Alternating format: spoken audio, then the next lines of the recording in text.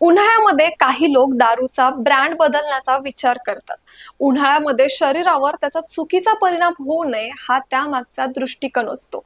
कारण दारू पिणारे बहुतांश व्यक्ती हे बियर, वाईन, तसेच वोडका, विस्की किंवा रम इत्यादी प्रकारचा ब्रँड पिण्यासाठी वापरतात. परंतु उन्हाळ्यामध्ये यातील काय प्यावे किंवा काय पिऊ नये त्याबद्दल मात्र गोंधळ उडतो. त्याबद्दलच माहिती आज आपण बघणार आहोत.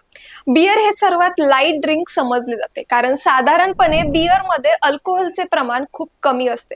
त्यामुळे शरीराला हायड्रेट ठेवण्याकरिता उन्हाळ्याच्या कालावधीत बरेच लोक बियर पिण्याला प्राधान्य देतात. परंतु यामध्ये लक्षात ठेवण्याची बाब म्हणजे बियर मध्ये अल्कोहोल जरी कमी राहिले परंतु कॅलरी सर्वात जास्त असतात. त्यामुळे वजन वाढण्याचा धोका संभवतो. या व्यतिरिक्त तुम्ही जर उन्हाळ्यामध्ये विस्की पिण्याचा निर्णय घेतला तर हे थोडं स्ट्रॉंग अल्कोहोल आहे.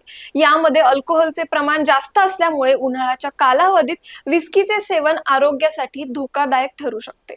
जर तुम्ही ड्रिंक मध्ये अल्कोहोल आणि त्यासोबतच चवीला जर पसंती देत असाल तर तुम्हाला वाईन हा एक चांगला पर्याय असतो.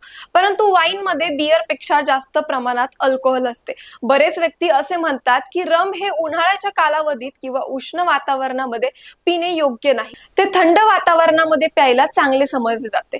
कारण रम मध्ये जे काही पदार्थ असतात ते शरीराला उबदार ठेवण्यासाठी मदत करतात.